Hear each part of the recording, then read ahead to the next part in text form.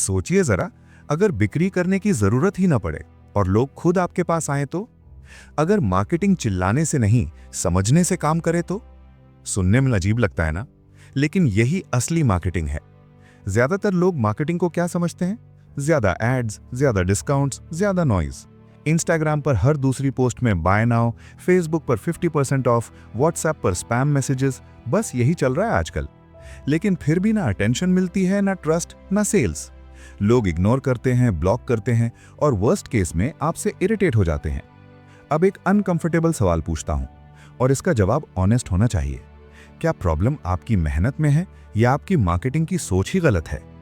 क्या हो अगर मैं कहूं कि आप गलत लोगों से बात कर रहे हैं, गलत मैसेज दे रहे हैं और सबसे बड़ी बात, सिर्फ बेचने की कोशिश कर रहे हैं, सर्व करने की नहीं? आज के इस वीडियो में हम बात करने वाले हैं उस किताब की जिसने पूरी दुनिया की मार्केटिंग को उल्टा करके रख दिया। This is marketing bye Seth Godin. और सेथ गोडिन कोई छोटा मोटा मार्केटर नहीं है। ये वो इंसान है जिसने परमिशन मार्केटिंग, पर्पल काउ और ट्राइब्स जैसी रेवोल्यूशनरी किताबें लिखी हैं। जब ये बोलते हैं तो बड़ी से बड़ी कंपनी सुनती हैं। ये किताब आपको ये नहीं सिखाती कि कैसे बेचा जाए, बल्कि ये सिखाती है लोगों की असल समस्या कैसे पहचानी जाए, सही लोगों तक कैसे पहुंचा जाए और सबसे जरूरी, पहले वैल्यू कैसे दी जाए ताकि सेल अपने आप हो जाए। यस, आपने सही सुना, सेल अपने आप होनी चाहिए, फोर्स करके नहीं। ये वीडियो आपके लिए है अगर आप बिजनेस कर रहे हैं लेकिन ग्रोथ नहीं हो रही, क्लाइंट्स मिल नहीं रहे और कंपटीशन क्रश कर रही है। अगर आप कंटेंट बना रहे हैं, वीडियोस, पोस्ट्स, रील्स, लेकिन लोग कनेक्ट नहीं कर रहे, एंगेजमेंट जीरो है और व्यूज आते हैं लेकिन कस्टमर्स नहीं, या फिर आप टायर्ड हैं हार्ड सेलिंग से, उस फेक एनर्जी से, उस हर किसी को कन्विंस करने की रेस से, अगर ये कोई भी सिचुएशन आपकी है तो ये वीडियो आपकी जिंदगी बदल सकती है। क्योंकि सेथ गोडिन एक साफ बात कहते हैं, मार्केटिंग मैनिपुलेशन नहीं, रिस्पॉन्सिबिलिटी है। ये लोगों को धोखा देने का टूल नहीं, बल्कि उनकी जिंदगी बदलने का वेपन है। असली मार्केटर वो नहीं जो सबसे ज्यादा शोर मचाए, बल्कि वो है जो सबसे ज्यादा केयर करे। तो अगर आप चाहते हैं कि लोग आपको इग्नोर नहीं याद रखें, अगर आप चाहते हैं कि आपकी आवाज नॉइज में नहीं माइंड में उतरे, अगर आप चाहते हैं कि आपकी ब्रांड एक कमोडिटी नहीं एक मूवमेंट बने, तो इस वीडियो को आखिर तक देखिए। क्योंकि आज आप सीखेंगे मार्केटिंग कैसे बदली जाती है, बिना जबरदस्ती, बिना दिखावे, बिना झूठ के। आज आप समझेंगे कि कैसे नेटफ्लिक्स ने टीवी को हराया, कैसे एप्पल ने कंप्यूटर्स को फैशन बना दिया और कैसे छोटे बिजनेसेस भी बड़े ब्रांड्स को टक्कर दे रहे हैं सिर्फ सही मार्केटिंग के दम पर। चलिए शुरू करते हैं। और हाँ, अगर आपको ये इंट्रोडक्शन पसंद आया तो लाइक जरूर करिए, क्योंकि ये बताता है कि आप सीखने के लिए रेडी हैं, सिर्फ देखने के लिए नहीं। अध्याय 1, न भीड़, न स्पैम, न शर्मनाक, एक नई मार्केटिंग की शुरुआत। सेथ गोडिन इस अध्याय में एक क्रांतिकारी सच्चाई सामने रखते हैं। मार्केटिंग का पुराना खेल खत्म हो चुका है। वो दौर गया जब लोगों के सिर पर चिल्ला चिल्लाकर विज्ञापन थोपे जाते थे, जब टीवी एड्स की बौछार से लोगों को परेशान किया जाता था, या जब हर नुक्कड़ पर बैनर लगाकर और इनबॉक्स में स्पैम भेजकर ध्यान खींचने की कोशिश होती थी। आज की मार्केटिंग एक बिल्कुल अलग जानवर है। ये दिल से जुड़ने का खेल है, सिर्फ शोर मचाने का नहीं। गोडिन कहते हैं कि असली मार्केटिंग सहानुभूति यानी एम्पैथी और सच्ची सेवा पर टिकी है। ये दूसरों की असली समस्याओं को हल करने का एक उदार कार्य है। और यहाँ ट्विस्ट है, ये उनकी समस्याओं को सॉल्व करने के बारे में है, आपकी नहीं। जब आप किसी की जिंदगी आसान बनाते हैं, जब आप उनके दर्द को समझते हैं और उसका इलाज देते हैं, तभी असली कनेक्शन बनता है। ये सिर्फ प्रोडक्ट्स बेचने का धंधा नहीं है, ये संस्कृति को बेहतर बनाने का सुनहरा अवसर है। हर ब्रांड, हर प्रोडक्ट, हर सर्विस दुनिया में कुछ जोड़ सकती है या घटा सकती है। सवाल ये है कि आप क्या चुनते हैं। लेखक एक शानदार मेटाफर देते हैं। ज्यादातर लोग पहले चाबी बना लेते हैं और फिर घूम घूम कर ताला ढूंढते रहते हैं। लेकिन स्मार्ट मार्केटर क्या करते हैं?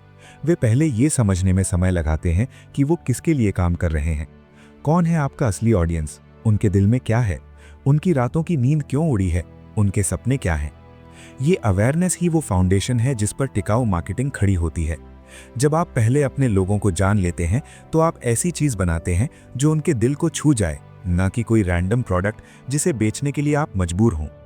तो अगली बार जब मार्केटिंग की सोचें तो ये मत सोचिए कि कैसे ज्यादा शोर मचाएं, सोचिए कैसे ज्यादा केयर करें, कैसे बेहतर सर्व करें और कैसे सच में किसी की जिंदगी में फर्क डालें, क्योंकि आखिर में यही मार्केटिंग है जो याद रहती है।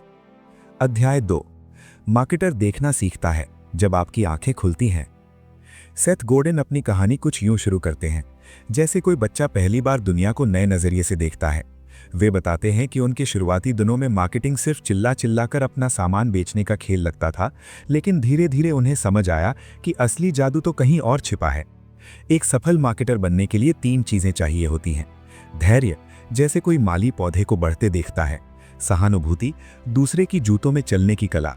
और सम्मान, हर इंसान को एक इंसान की तरह देखना, सिर्फ एक वॉलेट नहीं। अब यहाँ ट्विस्ट है, मार्केटर्स दरअसल चेंज मेकर्स होते हैं। वे वो लोग होते हैं जो दुनिया में छोटे छोटे बदलाव लाते हैं। एक व्यक्ति, एक मैसेज, एक समय। लेकिन ये बदलाव अंधाधुंध तरीके से नहीं आते।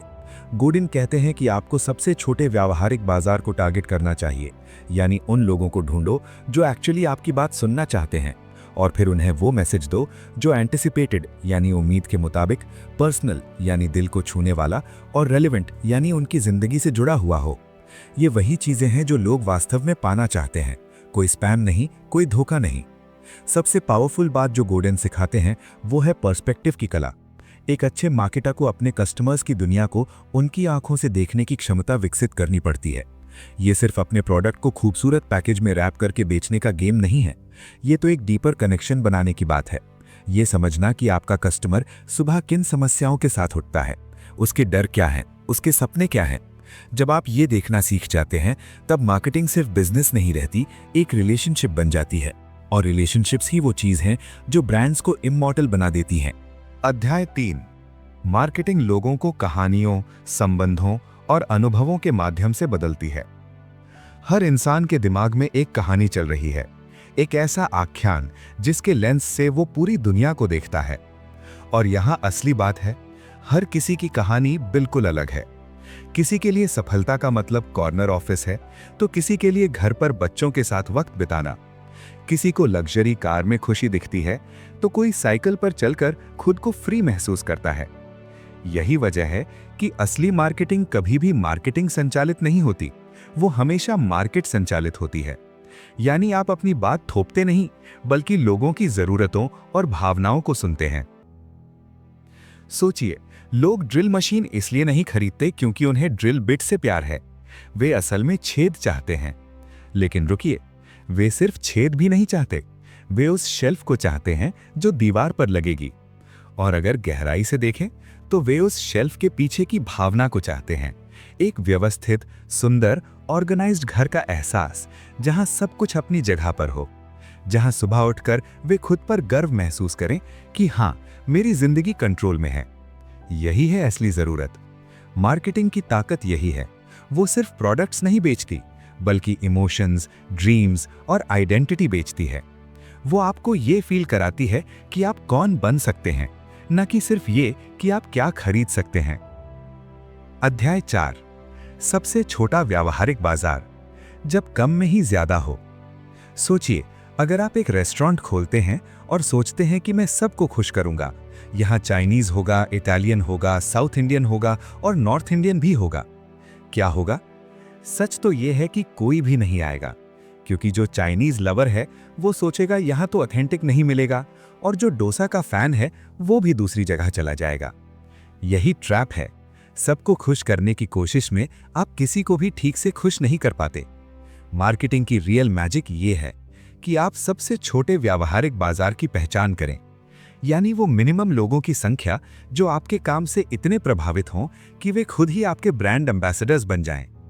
मान लीजिए आप सिर्फ 100 लोगों को इतना खुश कर दें कि वे आपके बारे में अपने 10-10 दोस्तों को बताएं, बस आपका काम हो गया।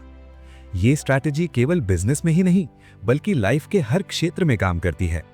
एक टीचर जो पूरी क्लास को एवरेज पढ़ाने की बजाय 10 पैशनेट स्टूडेंट्स को डीपली समझाता है, वही असली बदलाव लाता है।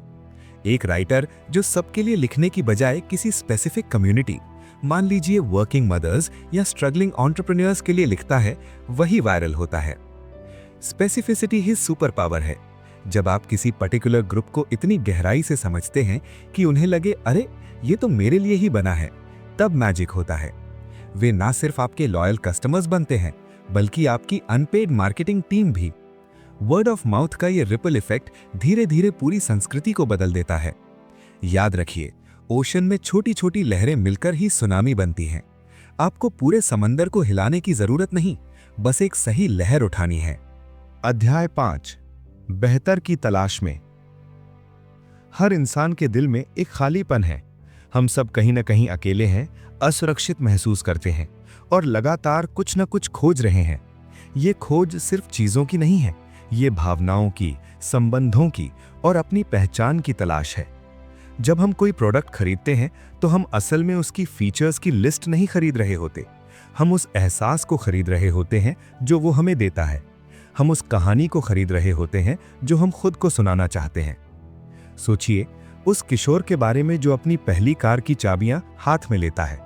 उसके लिए वो सिर्फ 4 पहियों और एक इंजन का कॉम्बिनेशन नहीं है, वो स्वतंत्रता की पहली सांस है, शक्ति का एहसास है, दुनिया को अपने तरीके से देखने का टिकट है। लेकिन उसी कार को देखकर उसके माता पिता की धड़कनें तेज हो जाती हैं। उनके लिए यह जिम्मेदारी के बारे में बातचीत का मौका है, नियंत्रण और सीमाओं को तय करने का समय है, और शायद अपने बच्चे को धीरे धीरे हाथों से जाने देने का दर्दनाक एहसास भी। एक ही प्रोडक्ट, 2 बिल्कुल अलग इमोशनल जर्नीज। यही मार्केटिंग की असली ताकत है, चीजों को भावनाओं में बदल देना। तो फिर बेहतर क्या है? ये सिर्फ इंप्रूवमेंट या इनोवेशन नहीं है। बेहतर वो जादुई पल है जब बाजार आपकी पेशकश को स्वीकार कर लेता है और कहता है, हाँ, यही तो हमें चाहिए था। ये वो ट्रांसफॉर्मेशन है जब आपका आइडिया एक मूवमेंट बन जाता है, जब आपका प्रोडक्ट लोगों की आदत में शामिल हो जाता है, और जब संस्कृति खुद को थोड़ा बदल लेती है क्योंकि आपने कुछ नया क्रिएट किया। बेहतर तब होता है जब लोग आपके प्रोडक्ट के बिना अधूरापन महसूस करने लगते हैं, जब वे दूसरों को इसके बारे में बताए बिना नहीं रह पाते, जब आपकी ब्रांड एक वर्ब बन जाती है। गूगल करो, जेरोक्स निकालो। ये सिर्फ बेचना नहीं है, ये संस्कृति का हिस्सा बन जाना है। और यही असली सवाल है, क्या आप सिर्फ प्रोडक्ट्स बेच रहे हैं या आप लोगों को वो वर्जन बनने में मदद कर रहे हैं जो वे बनना चाहते हैं? अध्याय 6, वस्तुओं से परे, जब आपका उत्पाद सिर्फ एक चीज नहीं रह जाता। कल्पना कीजिए कि आप बाजार में खड़े हैं, जहां हर दुकानदार एक ही सामान बेच रहा है और एकमात्र अंतर है कीमत। ये वो दुनिया है जहां कोई भी नहीं रहना चाहता, फिर भी बहुत से ब्रांड्स खुद को वहीं पाते हैं। ये अध्याय उस जाल से बचने का रास्ता दिखाता है। सच्चाई ये है कि जब आप केवल कीमत पर प्रतिस्पर्धा करते हैं तो आप पहले से ही हार चुके होते हैं, क्योंकि हमेशा कोई ना कोई होगा जो आपसे सस्ता बेचेगा, और फिर कोई और भी सस्ता। ये एक ऐसी दौड़ है जिसका कोई विजेता नहीं होता, सिवाय उस कस्टमर के जो सबसे कम दाम में सबसे खराब क्वालिटी खरीदता है। असली मार्केटिंग का जादू तब शुरू होता है जब आप अपने उत्पाद को एक कमोडिटी से ऊपर उठाते हैं और उसे एक भावनात्मक अनुभव में बदल देते हैं। आपका उत्पाद सिर्फ एक वस्तु नहीं है, ये एक कहानी है, एक पहचान है, एक भावनात्मक यात्रा का टिकट है। एप्पल सिर्फ फोन नहीं बेचता, वो क्रिएटिविटी और इनोवेशन की भावना बेचता है। स्टारबक्स सिर्फ कॉफी नहीं परोसता, वो एक थर्ड प्लेस का अनुभव देता है, घर और ऑफिस के बीच का वो आरामदायक ठिकाना। जो मार्केटर्स ये समझ लेते हैं कि वे अर्थ, संबंध और स्थिति बना रहे हैं, वे कमोडिटी के जंगल से बाहर निकल जाते हैं और अपनी खुद की दुनिया बना लेते हैं। अध्याय 7, सपनों और इच्छाओं का कैनवस, जहां असली मार्केटिंग शुरू होती है। यहां एक सच है जो हर मार्केटर को दिल से समझनी चाहिए। लोग फीचर्स नहीं खरीदते, वे सपनों के करीब पहुंचने का मौका खरीदते हैं।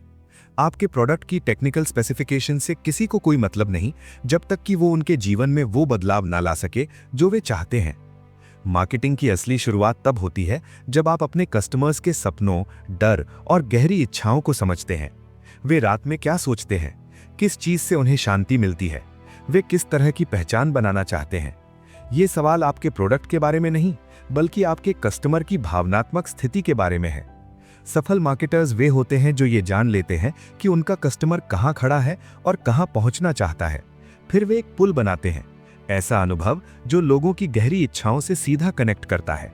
ये कनेक्शन हो सकता है किसी समुदाय से, शांति की खोज से, सम्मान पाने की चाह से, या समाज में अपनी स्थिति बनाने की आकांक्षा से।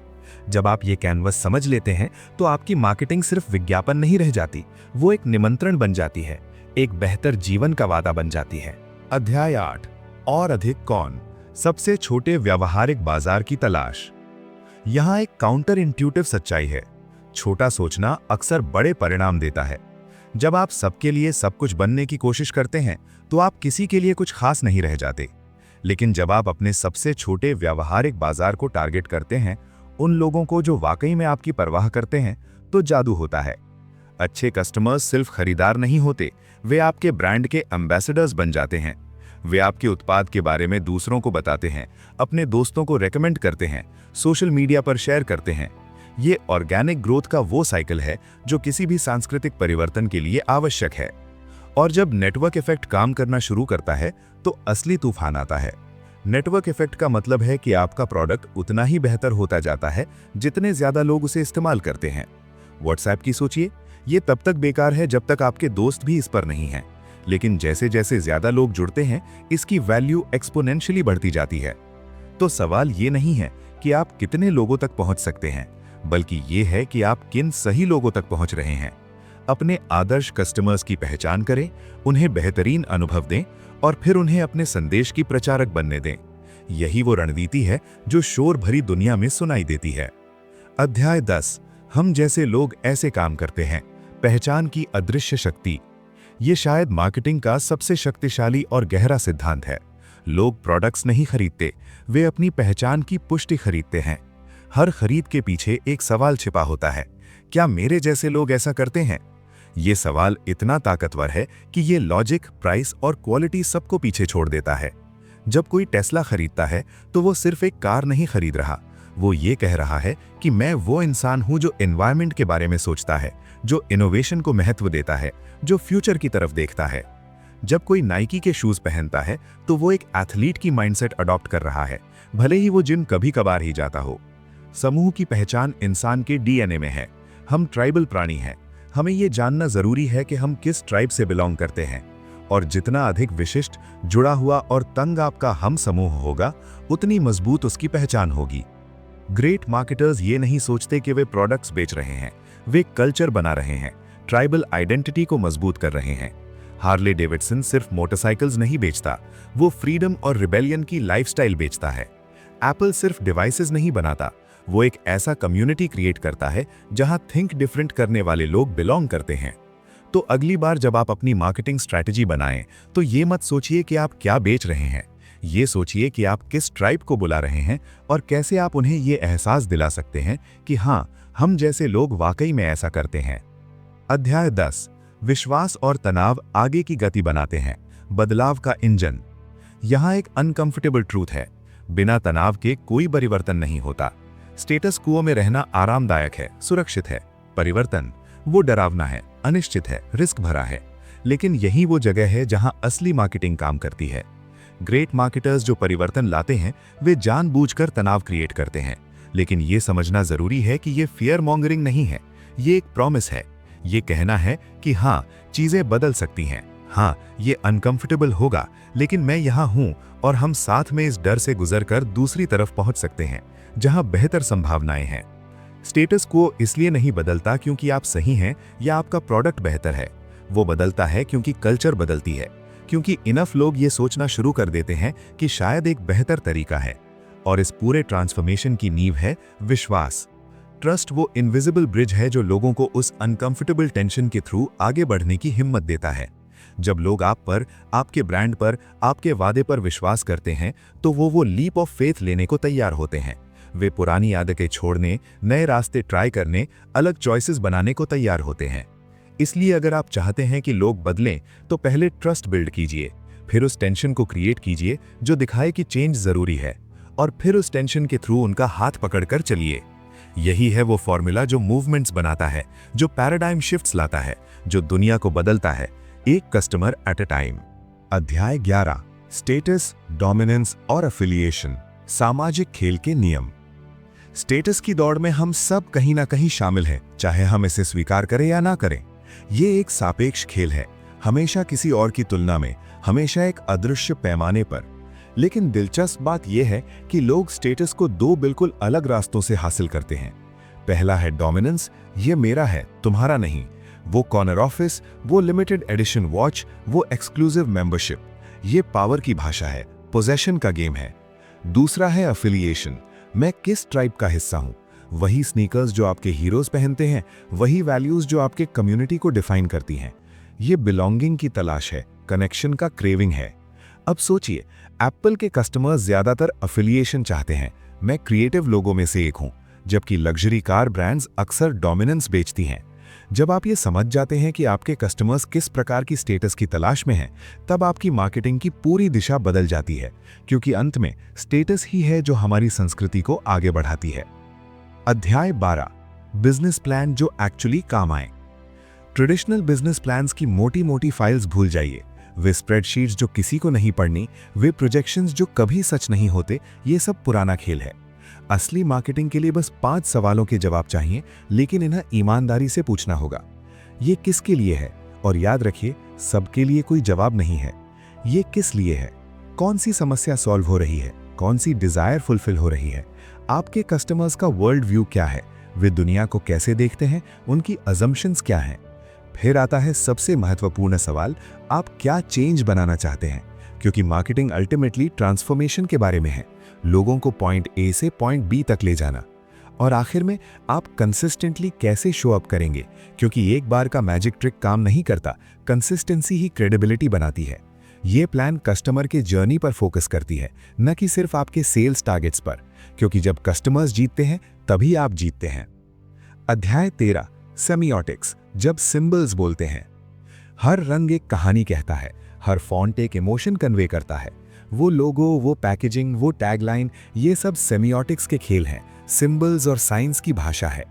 कोका कोला की रेड एनर्जी और पैशन की बात करती है, एप्पल की मिनिमलिज्म, सोफिस्टिकेशन और सिंप्लिसिटी का वादा करती है। ये एक्सीडेंटल चॉइसेस नहीं है। सक्सेसफुल ब्रांड जो अपने ऑडियंस की वर्नाक्युलर बोलते हैं, वे सिग्नल्स और सिंबल्स जो स्पेसिफिकली उस ग्रुप के लिए मीनिंग रखते हैं। ये कल्चरल कोड्स को डिकोड करने जैसा है।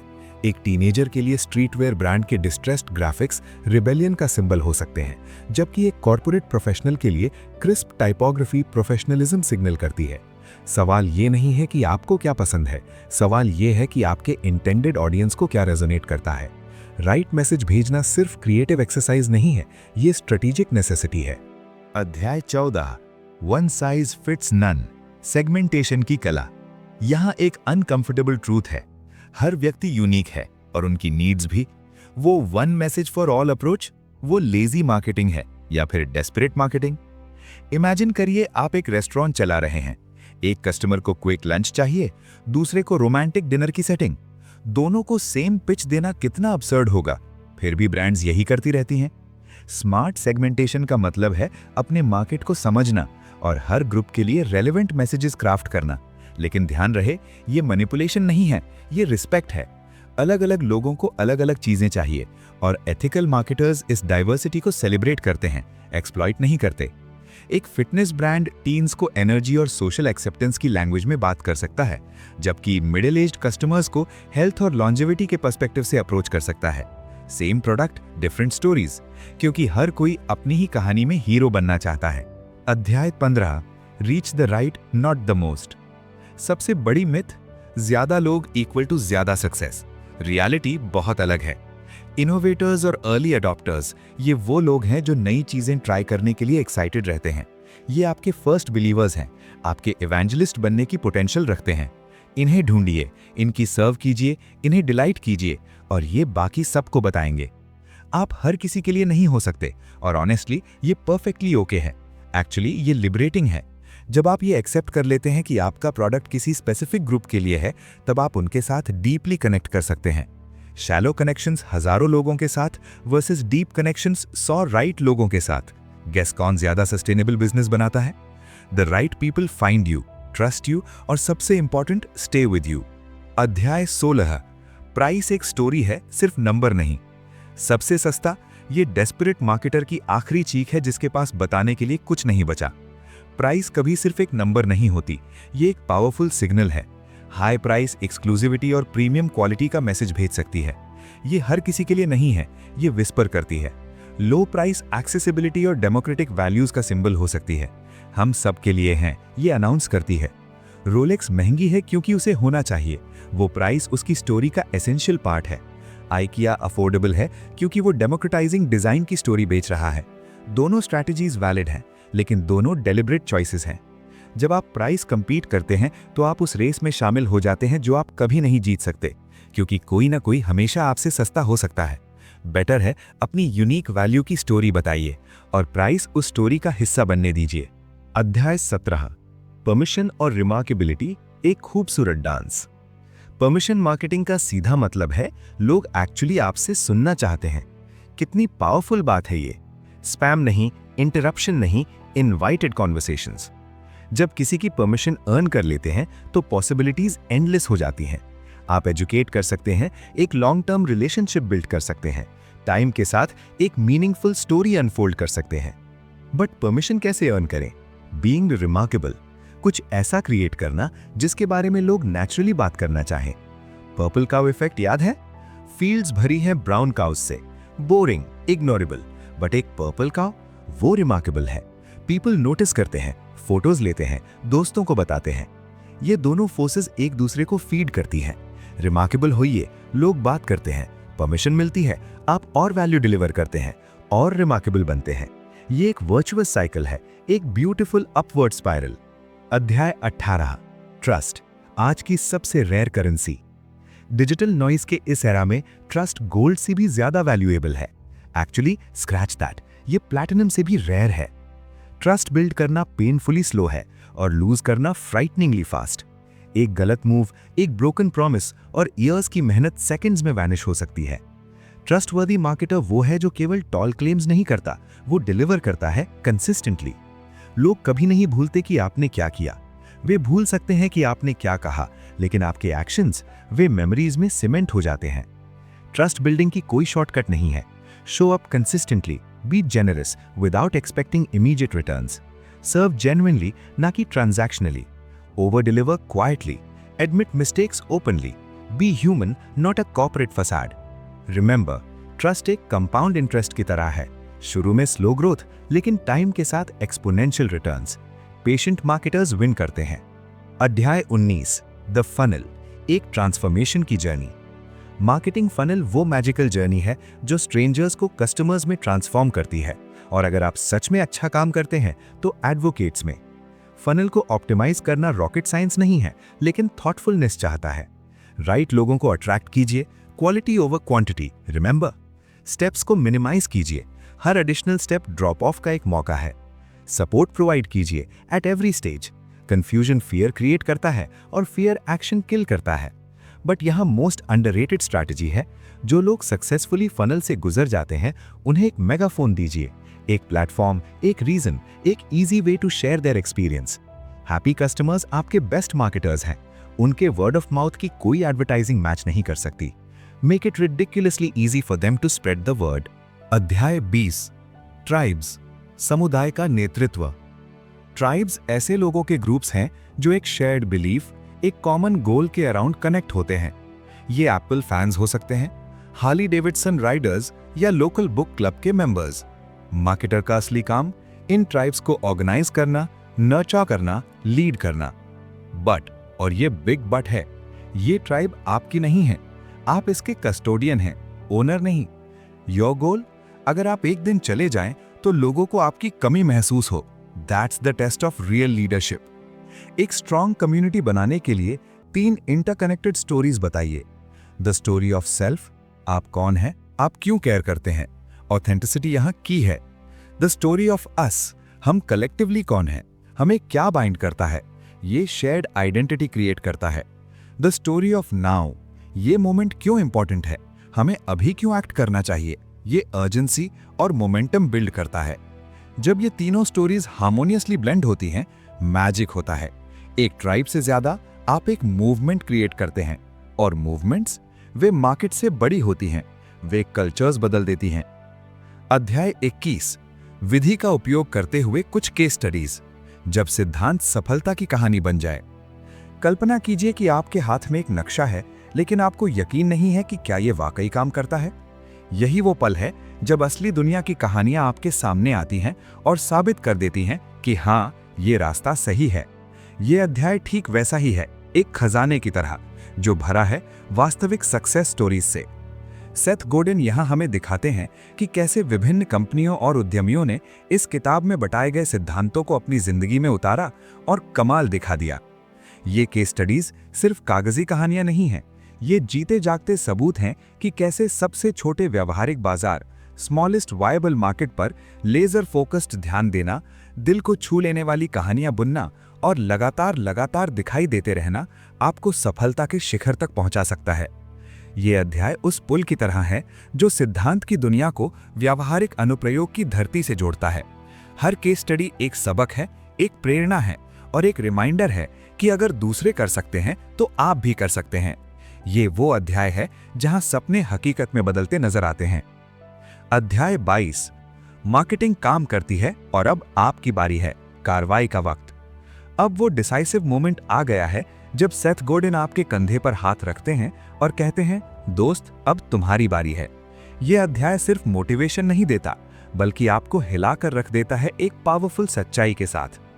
गोर्डन का ये स्टेटमेंट दिमाग में गूंज उठता है, अगर आप अपनी पेशकश को सही तरीके से मार्केट नहीं करते हैं तो आप चोरी कर रहे हैं। हाँ, आपने सही पढ़ा, चोरी। आप उस किसी इंसान से अवसर की चोरी कर रहे हैं जिसे आपसे सीखने की, आपके साथ जुड़ने की या आपसे खरीदने की सख्त जरूरत है। शायद कहीं कोई आपके सॉल्यूशन का इंतजार कर रहा है और आप चुप बैठे हैं। मार्केटिंग कोई जादू की छड़ी नहीं है, ये एक उपकरण है, एक ताकतवर हथियार है और जब ये काम करती है तो इसे अच्छे के लिए, परिवर्तन के लिए, दुनिया को बेहतर बनाने के लिए उपयोग करें।